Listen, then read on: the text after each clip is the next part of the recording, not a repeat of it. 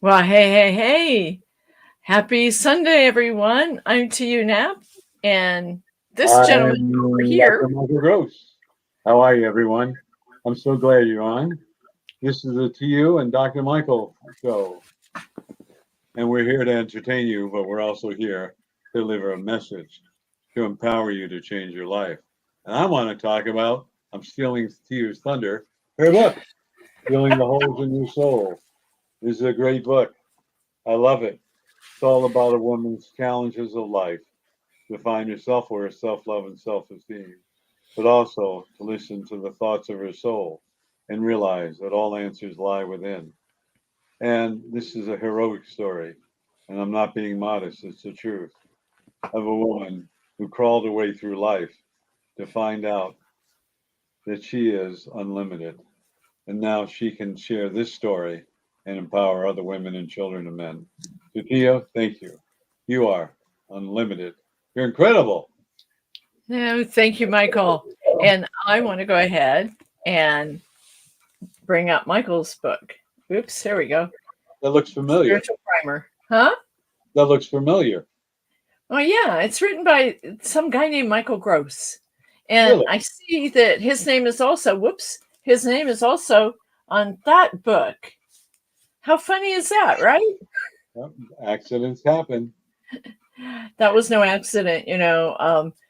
I got this book a little over 2 years ago, and I had the privilege to meet Dr. Michael Gross at the time I got this book. And let me tell you, he has changed my life in so many, many ways. So I would highly recommend that we all have a story. We all have challenges in life. That's just the way it is.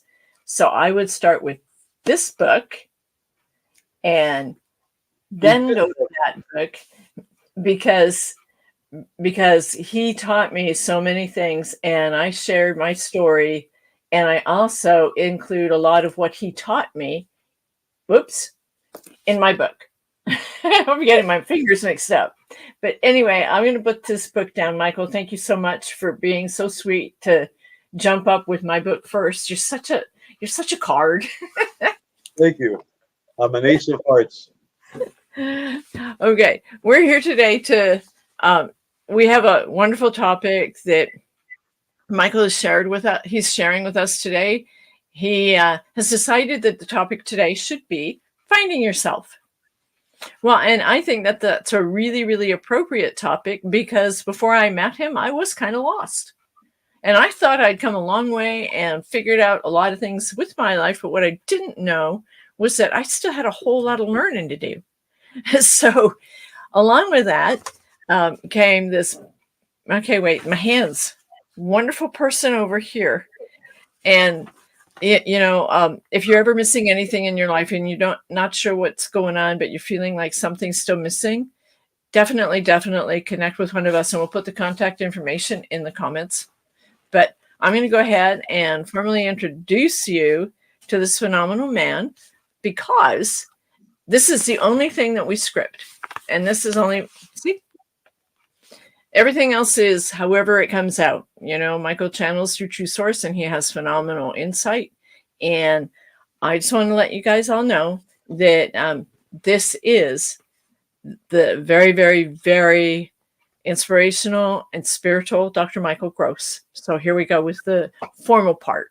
All right, you ready, Michael? I'm Speaker, transformational coach, and an entrepreneur. For more than 3 decades, he has been on a spiritual path as an intuitive, a healer, spiritual counselor, and an amazing teacher. Through the guidance of spirit, Michael has assisted others in their personal quest for self empowerment, helping them to create the lives that they have long sought and to bring forth their intuitive abilities. Michael currently teaches classes in spirituality, self empowerment, Reiki, and other modalities. In concert with God, the true source, he has also achieved great success and miraculous healings. He remains humble, knowing the work that he does all comes from God, the true source. Michael lives in Lakewood, Washington, and I am thrilled because he's just launched his nonprofit, and I'm thrilled to be part of that. And I'm going to let Michael tell you a little bit about the nonprofit, and then we're going to go into the topic about finding yourself. So here you go, Michael Gross. Thank you very much. When Spirit said that I wish to form a nonprofit, and the name of it was the International Institute of Self-Empowerment, I thought this is great. The acronym is TISE, T-I-I-S-E, the International Institute of Self-Empowerment. And then I wasn't sure, but when Spirit says to do something, I never argue, analyze, just do it, and eventually it'll come to fruition. And I met this beautiful soul who was my sister in a past life and used to get me in trouble a lot with my mother, our mother, and kick me out of the womb first, see how the water was. But in all truth, I when I met wanted a big brother. Sorry for interrupting, but I wanted a big brother. you got him. And so as time went by and I understood her story, what a brave woman she is. And I realized how many other women, children, and men are abused. And I went, wow, this is a good start for the International Institute of Self-Empowerment. So we began to put it together. We became a 501c. And as we mentioned before, we're still working on the website and still getting our logo set up, which I give credit to Tiu because she's so creative that she was able to develop the logo. So I'm really proud. We're winding down, and then we're going to go for grants and money and donations. Because it's not only about women, children, and men, it's about our future. It's about how we exist on this planet. It's about finding yourself. It's about looking around and see what is empowering you. So tonight's message, or this afternoon, wherever you're watching it, this morning's message, whatever time frame you're on, I have something important to share with you. And I want to remind all of you that again, we're a 501c. You're looking for some tax deductions, it's going to 501c. Tiu and I have put a lot of work into this. We have not taken one penny from the Institute. We're all volunteering this till the time that we become self-sufficient. But whenever that time is, it'll be perfect. So thank you for bringing that up. But I want to talk to you, all of you, about finding yourself. And it's such an important thing these time and days because really, who are you? What are you? Well, you're male or female or whatever you are, but you're more than that. You're a family member. You're a mother, a daughter, a child, a grandfather, grandmother. You're a husband. You're an aunt, an uncle, relatives. You're a friend. Whatever you are, you're all those things. But you're much more than that. You're a beautiful human being. And this human being that you are is created of love, by love, from love, and with love. You've heard me say that so many times, but I keep repeating it till you finally believe it.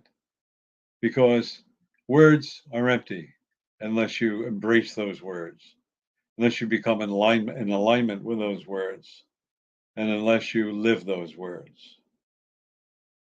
Finding yourself means who you really are, besides whatever sex you are, besides whatever your relationships are. It's finding your mission and goal, finding your purpose in life, and also creating a roadmap for others to follow, to become empowered, to find love and joy and happiness. Originally, this was supposed to be the Garden of Eden on earth, not the biblical Garden of Eden, but a place of love and joy and happiness, healing, realignment, rebalancing, all those things. You know what? We forgot that long ago, eons ago. So here I am going, knock, knock, knock, knock. Time to wake up. We have a message for you. And we, meaning the true source and I know that my sister will have some valuable words to offer, which I'll be glad to have her share. But more importantly, look what's going on in the world. You're living in fear. You're angry. You're living in doubt. You're living in insecurity. You feel like you're being led by a rope with a ring in your nose and dragged around. You feel that You are righteous or you don't have any rights. You feel you have freedom or you don't have freedom. Well, let me just say this to all of you. You are here to experience life. That's what you are. And karma is nothing but an experience to empower you. Along the way, some or all of us, or a great percentage, have gotten lost to realize we're here for the experience. And the experience is to be unconditionally loving, allowing, and non judgmental. Do unto others as you have them do unto you. And as I call it from the true source, right action and correct exchange. It's so important. So it doesn't mean that if you go to church or synagogue or temple or wherever you're going, you say, I'm sorry, and it gives you a license to go out and do it all over again. Because that's what a lot of souls do. Instead, this is the time to be introspective. Introspective means look at your life, look at what you've accomplished. You may not think you're rich enough or successful enough or whatever, but in truth, you made it to the age you are right now. That's success. And in truth, you've helped a lot of people, whether it be with a smile or advice. And in truth, you've healed a lot of people emotionally. You've been there to support them. And in truth, you're finding that life is more than just wealth. And you're finding in truth, health is important, and laughter, and joy, and happiness. And we've lost that. In the old days, 50s and 60s, many of the comedians on TV weren't allowed to use X-rated words. Maybe when they put on a show, they did. And we laughed and we thought it was funny. We forgot to how we laughed again. Or forgot what's funny again. We forgot that it's okay to make fun of yourself. Because in making fun of yourself, you're realizing that you've created something that is not important. Or that perhaps you're unhappy with. You've forgotten all that stuff. So if you're forgetting all that stuff, you're forgetting your path and who you are and your direction in life. You forgot all that because we're so wrapped up in PC, politically correct, the woke, and whatever else is going on. There was a TV series, All in the Family. And we all know that the father, he was very judgmental. He had names for every ethnic group, and we laughed. We didn't take it serious. Maybe a few people did, but we didn't take it serious because we knew it was a humor. And a humor to laugh at yourself. To see when you're saying something about yourself and laughing, you realize what is really important. Why are you so sensitive? What's proper? What's improper? So we learn from history. That's how we learn. What is your history? You learn what worked and didn't work. You learn that you are more than your body. You learn that you can overcome lots of trials and tribulations, that you can create a new job or excel in a job, that you can find the love of your life, that you can be with children, that you can enjoy yourself in sports or having dinner and having fun. With the COVID virus, we've been wearing masks. We haven't been socializing as much. But the truth is, we're social animals, which means we work best when we communicate and we laugh. And I was talking to a friend I haven't talked to in a while, and we laughed and joked about each other. And it was so great because some of the jokes we would say would be insulting. The truth of the matter is, we laughed because it wasn't insulting. We took it light because we knew each other's humor. I have my brother who lives in Florida. And when I call up and say I'm coming down, he goes, "Oh no. Okay, I'll clean out the garage so you got a place to sleep." And we laugh. We don't take it serious because that's his humor. And I would pull the same thing on him. We forgot that. We're so wrapped up what we should say and shouldn't say. And we have to say the right thing. I don't know what the right thing is. All I know is if we take life lightly, then we don't become serious and we're not offended. To you, I know you wanted to add something. I do. It's very, very easy to get caught up in everything that's going on around us. And for me, coming where I come from and the story that I wrote about in my book, it's I forgot who I was. And when you don't find yourself, when you take everything else, everybody else's opinions, the one thing that sticks in my head is that you might get 100 compliments on something, like your hair looks great, or you're wearing a nice outfit, and you get one negative word. And what do you hold on to? We all do this.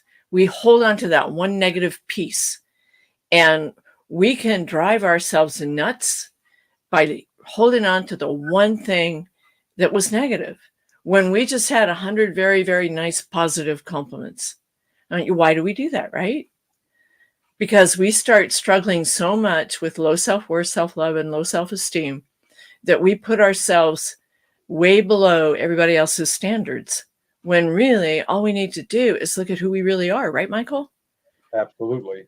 I mean, I added this, and forgive me, but this is not one of your quotes, okay?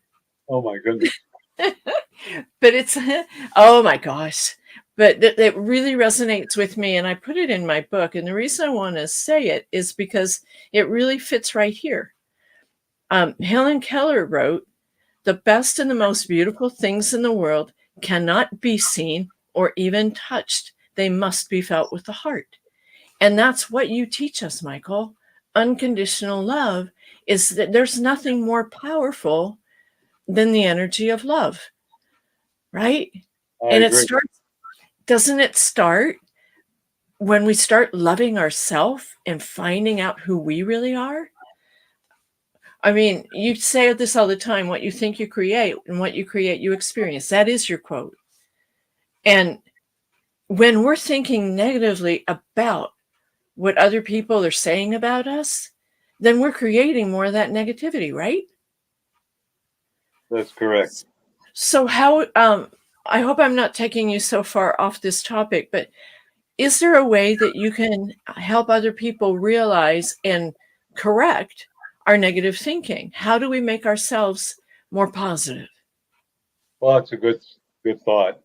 So if any of you have ever read the book The Diary of Anne Frank, in which the Nazis eventually killed her, she left the diary. She Yep. spoke only of positive things. She didn't live in fear, not knowing moment to moment, day to day, whether she would live or die or if her family would live or die. But her attitude was positive, and her epitaph is the book, The Diary of Anne Frank. But it's really a story of positivity.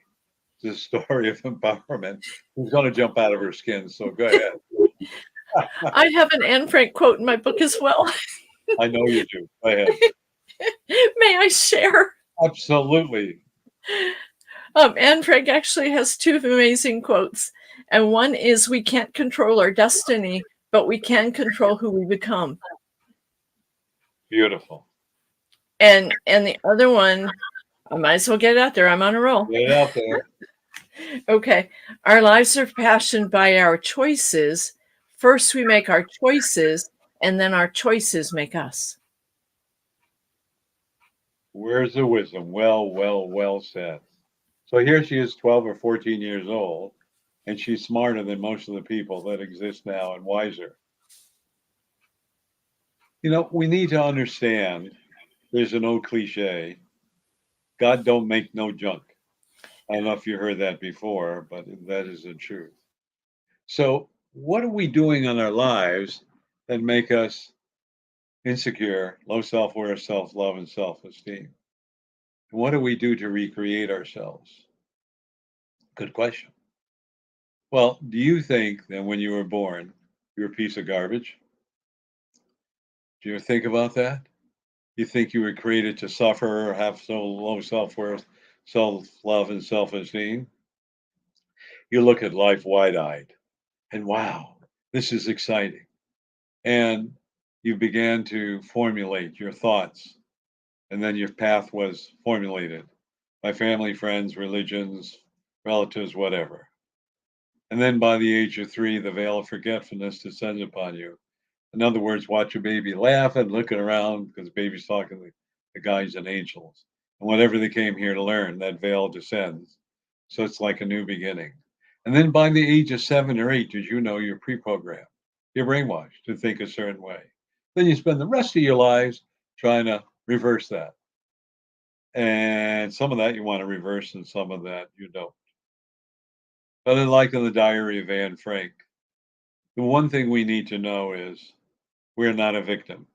We create victimhood by our belief system, and we can uncreate it by reverse engineering. So, whatever you create in your life, think about that. If you're unhappy, spend a moment. How did I create it? How did I fall in this trap?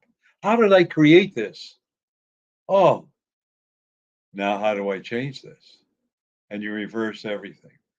Bottom line, change your thinking, change your life. It's a quote: change your thinking, change your life. You are in charge of your life. Now, I agree when you're growing up, you're under the yoke of your parents and schools and education and so on. But there are certain things you can accept and not accept. There's something called quiet resignation, in which you reside, resign, give up certain things until you examine it. Then you come out of the booth, so to speak, or the starting point, and you begin to change your life. And that's so important for you to realize. You know, one of the things I've talked about, and I want to talk about, we all need to do this: critical thinking, not social media, not any radio, TV. You have to think what you're thinking. You have to think what other people are seeing and what they're saying. And critical thinking means dissect it. Does it really apply to you? Forget about everybody else. Does it apply to you? And if it doesn't, that means you've done critical thinking. So now you adapt to something that does apply to you. You see, in finding yourself, realizing who you truly are, you're more than just your physical, mental, and emotional body. You are a direct representative of the true source. You are. Think about that. Your RNA, DNA, mRNA, the whole 10 yards comes from the true source. In other words, we're an aspect of the true source. Remember in the Old Testament, we are made in the image of God. Remember that. Jesus said, Kingdom of heaven is within. Remember that. You got all these hints, but you've forgotten that. Forgotten who you are, what you are, why you're here. And so what you're doing is just living day by day by day, taking everything in your stride till it comes to weekend. And then you watch TV, or maybe you have a few beers, or maybe you go out swimming if you do, or whatever. And then after a day and a half, you're back to work again. Same old drum over and over and over again. You become a robot. You don't even think. You just listen to what other people say and you follow it. Well, in some instances, it does make sense. But critical thinking will also say, no, doesn't make sense to me. You know, there are a group of people, I refer this back to the Revolutionary War time, who said, no, we want our freedoms. No, we're not afraid of King George and his army. No, we're not going to be told what to do. Constitution, we have certain inalienable rights. And then we have the Bill of Rights. And we've forgotten those. And we let the judgments of other people direct our life. Now, there are some judgments that are good, like in a school zone, you don't want to speed and accidentally hit a child. Yeah, that makes sense. And you don't want to speed on the icy roads. With critical thinking, you don't need that. You actually know this is a school zone. I'm better not speed. Kids run out after a ball, or it's icy out. I could lose control of my car. You know that. But what happens is you've given up. You're being a robot to program and think the way you're supposed to think. Well, start thinking unlimitedly. Start thinking that you are a contributor to this family. Start thinking that your epitaph is how you lived your life and the role model that you are. Not by your words, it is said, but by your actions shall you be known. Where are you going in life? What is life all about? It's all about experience. And every experience should bring you joy. You know why? Because even if it's arduous, you know you have the power and the strength to overcome any obstacle in your life rather than surrender to it and becoming a victim. Remember in the beginning I said there are no victims. You allow yourself to become a victim. And if we look around at life, when they said you can never make an airplane or a rocket ship or a computer or an electric car, they had electric cars, back in the 1900s. All those things, somebody said, no, there must be a better way. I can create a better way. They didn't know how to do it. They kept trying till they succeeded. And that's we have a life today that is in danger of becoming robotic. And who are the chief robots? We are. Because we are not following our soul's urge. That's so important for us to know. Our soul's urge. So let's find ourselves. Let's begin to look about what brings us joy and happiness besides materiality. If you watch a little young child, little baby, you give them a toy, they play with the toy. How many remember as a child, or when you had a child, they took the pots and pans and banged on them, and they got such a kick out of them on the pots and pans instead of all the sophisticated toys. So we're told we're not accepted unless we have computers, cell phones, certain types of clothing, sneakers, yada, yada, yada, yada. That's nothing but frosting on the cake. That's not who you are. That's who you want to be accepted. Remember, it's important for you to remember that accepted is unimportant. You just have to appreciate who you are and realize that you're an aspect of the true source. Once you realize that, you begin to accept yourself as an unlimited being. I know we're running a little short on time. How are we doing to you? We have a few more minutes. I just wanted to add a little something, if Sure. that's all right. Where I came from, the past that I had, I didn't realize that I was basically molded. And until I met you and started working with you, I didn't realize that I was living in limited beliefs because I didn't know there was another option. And what I realize now is that that was okay then. I didn't know any better. But now we have these options. We are, like you said, unlimited, and we can control and create the life we really want. Why would we deny ourselves that opportunity when we're so, people are so afraid to stand up for what they believe in? Is that because society has programmed us so strongly that we're afraid to be a little bit different? I don't mind having three heads. Because sometimes when I speak up, people look at me like, yeah, what's wrong with you? It's a point well taken. The problem with our society is everybody's trying to conform. That's what they're trying to do, and they've lost their individuality. And if you stand up for yourself, oh my goodness, then you're ostracized. And many people who are standing up for themselves are absolutely right. Conformity means that we are no longer leaders, rather we are followers, we're sheep. So understand this. Followers follow, leaders create. So are you a follower, you like sheep, or are you a leader and you create? Everything new on this planet is for leaders who thought of a dream and didn't follow the status quo. So many of us are afraid to be different or unique. And in my field, because of spirituality, if you got three heads, I got nine heads. They think I'm really nuts or crazy.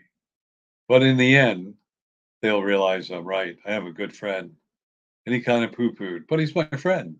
So it's okay you can criticize me because I love you just the way you are. And like 4 years later, said, everything you've been espousing, you're right. I go, duh. Well, you finally got it, gave me a big hug, and said thank you. That was it. I'm not going to sit there, see, I told you so, I told you so. I don't need that for my ego. Because whatever I'm doing, I am my greatest critic. And I realize that I have to follow a path and be true to thine own self. Quote from Shakespeare, to thine own self be true. And more importantly, I have to follow the dictates of the true source. And that means doing right action and correct exchange to the best of my ability. Everyone, I want you to understand one thing. That is finding yourself. Meditate. Ask who you truly are. Look in the mirror. Forget about your weight, your gray hair, not gray hair. Forget about that. Look in the mirror and say, who am I? And how am I changing my life and others? More important, you change others' life by being a fine example. So I see you pulling up the paper, a little hint that I've run out of time. She gives me good instructions, everyone. So I want to remind everybody, first of all, that every Tuesday night, I have a call in. I'll let TU take over. Okay, just really quick. The bit. I have a little feedback. I apologize for that. The Tuesday call-in is at 6:30 p.m. Pacific Standard Time, and the number is 202-926-1059. And the access code is 125-446 pound. He practices all week long to do that, I tell you. Okay, one more time. I'll make sure I put everything in the comments below as well. But that Tuesday night call-in is 202-926-1059. And the access code is 125-446 pound. He also has a recorded message at the end of that call. It's usually about a 10-15 minute recorded message. And you can access those recordings at this number. It's 434-300-4170. And the access code is 125-446 pound. I'll tell you, man, he practices every day. He's getting really good too. I'm working on it. One more time, that recording number is 434-300-4170. And the access code is 125-446 pound. And Michael and I do this every Sunday at 2. However, we might be changing the time a little bit later in the day, but the recordings will always be on our Facebook pages so that you can see them. All our contact information will be in the comments. And Michael has one more thing that he does every second Saturday of the month. You want to share that too? Yes, which I consider so very important. It's called the mass consciousness and healing the mass consciousness on this planet. Everything and everyone.